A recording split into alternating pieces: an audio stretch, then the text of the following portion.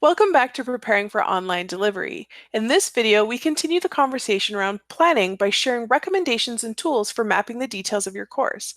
I invite Patty to get us started.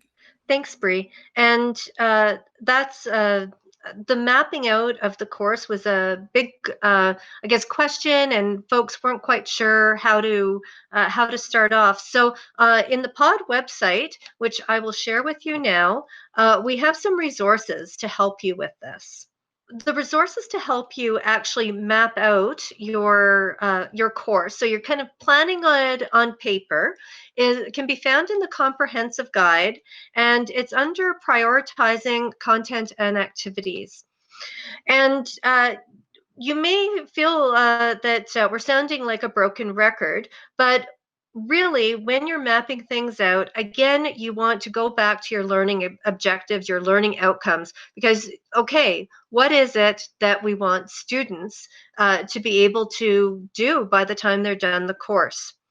And then you make sure that your assessments are aligning with those outcomes. Are students demonstrating how do students demonstrate the outcomes that are set out in the course? And then you figure out, well, okay, what are the learning activities, the different strategies, the experiences, all of those things that will lead students to be able to demonstrate the outcomes on the assessments. So that whole constructive alignment piece, uh, linking the learning outcomes, the assessments, and the instructional strategies and student activities.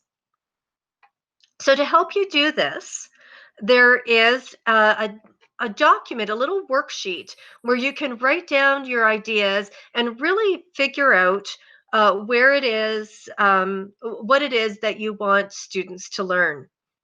So here is the document to help you plan out your course. And you'll know, first of all, you'll notice that there are instructions on the side. And my colleague Faye Green has included those instructions for you to help you figure out how to use this document. The first thing is to list your course outcomes. Then I'm going to scroll down here a little bit, and we have a spot here for you to identify all your assessments and the weightings, and then to really think about, okay, which outcomes are these assessments addressing? There's a place there for you to just put the numbers of the outcomes, just to remind you, oh yes, this assessment is addressing this. It also gives you a chance to review that assessment to make sure it is in fact doing what you want it to do for helping students demonstrate that they're meeting the outcomes. Then as we scroll down here, here's the actual course structure. Now, when you're teaching face-to-face, often you'll be teaching on a week-by-week basis. When the ID team is working with faculty, we often divide courses up into modules based on themes of the course or major topics of the course. And so here you'll see that we have a space for different modules. We also tend to chunk up the information into smaller pieces, units, and then topics. So think about what would work best for your course when you're doing remote delivery.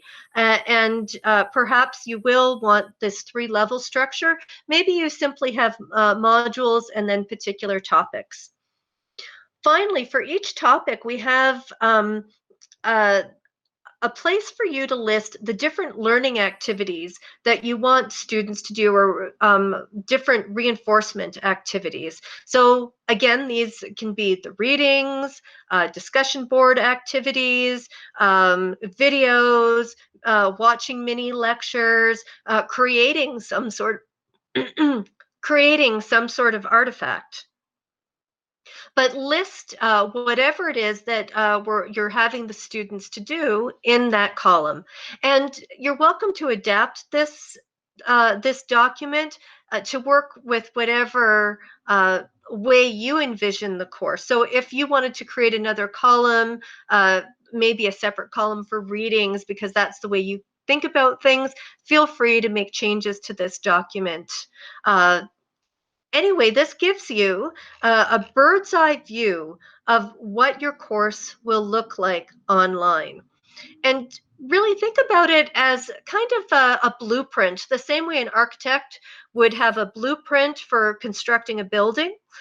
This is your blueprint where you can really plan out the details of your course before you actually start putting it together. This is a great document for you to start, and for instructors to start playing out how they're going to be organizing the course. And there are going to be several iterations of that planning. So one way in which you can do that is maybe start doing post-its and write up the name of topics or the activities and place them on your table, and then reorganize them as you see fit. The same thing goes for then dividing things in terms of synchronous versus asynchronous resources. That's the moment we're going to be able to identify which of those formats will best suit each one of those modules, units, or topics that you're planning. Great, thanks, Luciano. And I would just add to that feedback from the faculty in spring around this resource. A lot of faculty members found this document very useful and very handy in their planning. And as Patty said, it allows you to get that bird's eye view of your course, and you can really look for the proper alignments that you need as you go forward planning your course. What are some resources for faculty to plan activities for their students? I've shared the POD website, and we're on the instructional strategies and activities page, which you can find in the comprehensive guide part of the site. There are some points to ponder, and there are some framing questions here that will help you get your creative juices flowing, thinking about the instructional strategies and how they link into your course outcomes. Scrolling down, there are a couple of really great resource sites. The first one is the Teaching Online Pedagogical Repository, or TOPR for short. And I'll click on that link. And here you'll see that they have all kinds of really great ideas for activities, including course content, interaction, and assessment. And I'm going to click in the interaction area, because here are all kinds of really great activities. And again, you can kind of look through these and it'll give you ideas about, oh, I could use this to meet this particular outcome. So, for example, you may want to, and I'm just going to click on maybe foster peer review using online discussion. So here you'll find a description about what this activity involves.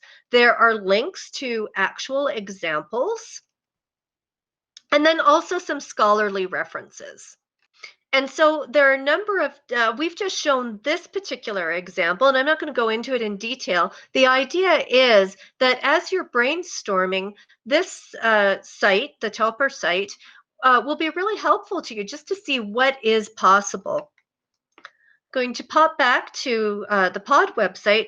Similarly, under learning activities, there's the online teaching activity index out of the University of Illinois. I really like this site. And it has all kinds of different online activities you can do. And a lot of these are adaptations of things you might have actually done in your class.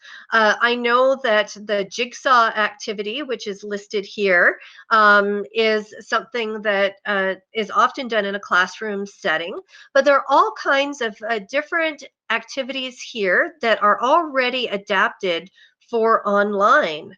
And so again, take a look through these, because I think once you see some examples, it'll get your creative juices flowing, and you'll be able to see, oh, this would be really great for meeting the first outcome in my course. Thanks, Patty. And I think one of the key aspects, as you mentioned, and I will be restating it, but because it's super important, is revisiting your learning outcomes. What do you desire students to learn? What do you desire them to be doing? And then when you're browsing those activities, identify the ones that really help you and your students achieve those learning outcomes. The second part I wanted to highlight is, once you have selected those activities that you think are important to your students' development, also think in terms of how you're going to be helping them not just fulfill those activities, complete those activities, but then reflect on what they just did. Like, create, my suggestion is for you to create several opportunities for students to reflect on what they are doing.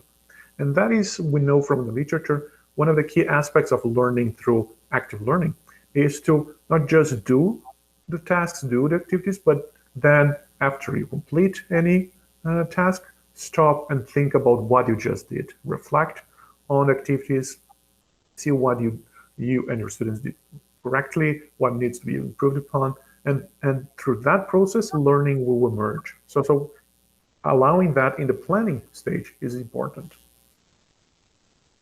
Thanks, Luciano.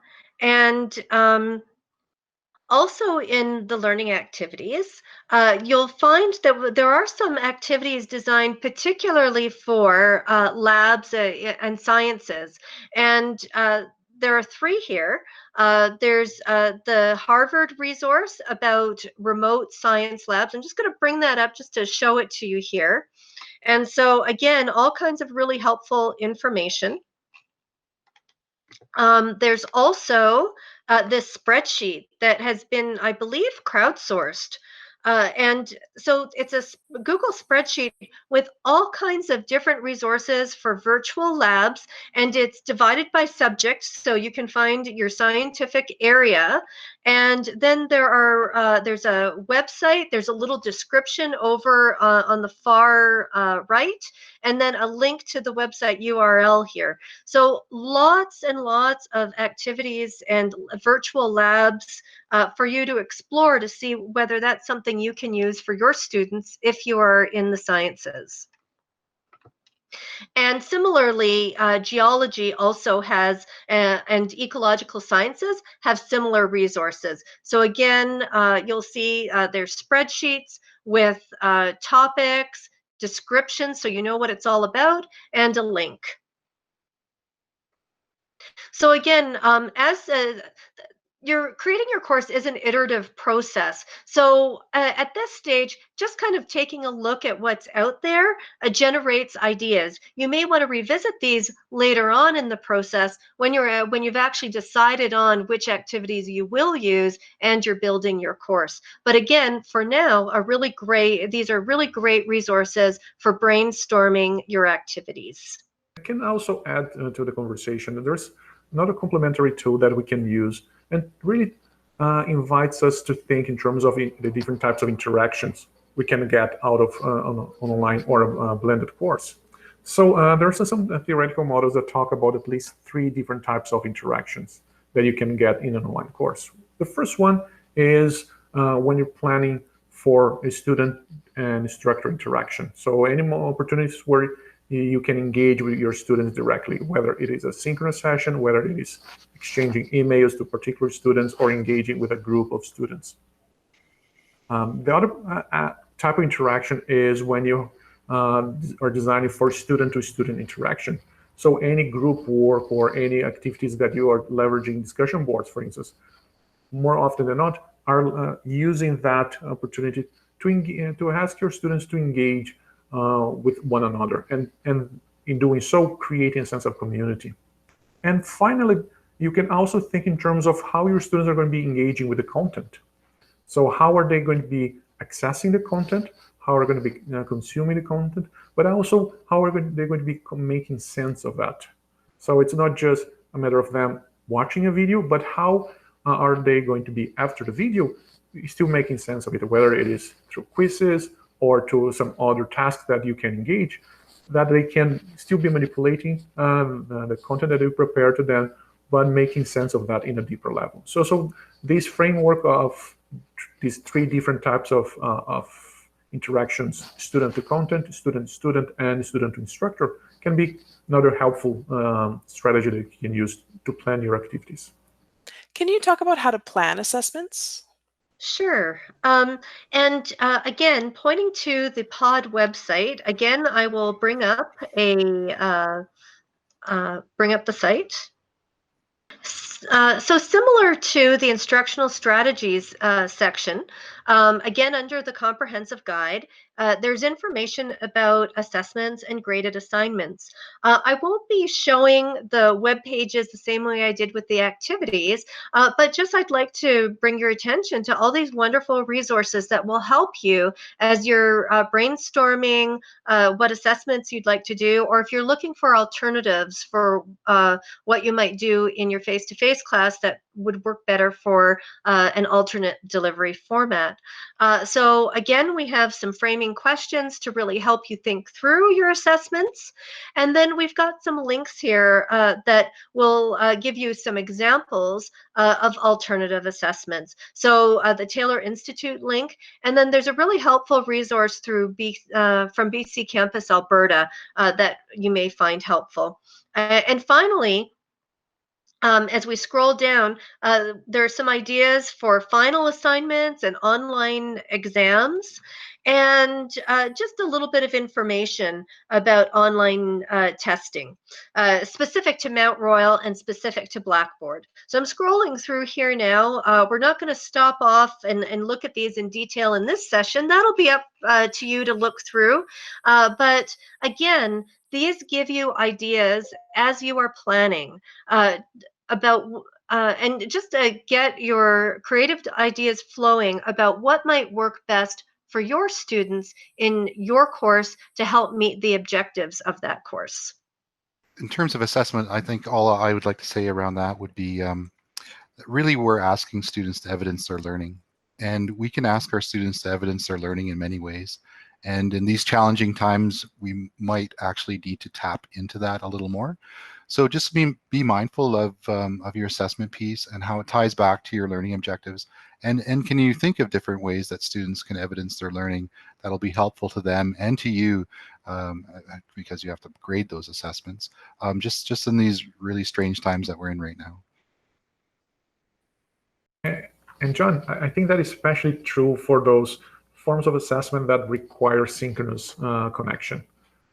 Thinking again, like if your students have challenges with their connection at the time of the exam, or they have to take care of their kids during the time of exam, or their partners, parents, or whoever is living in their homes are also having to use the internet connection at the same time, helping.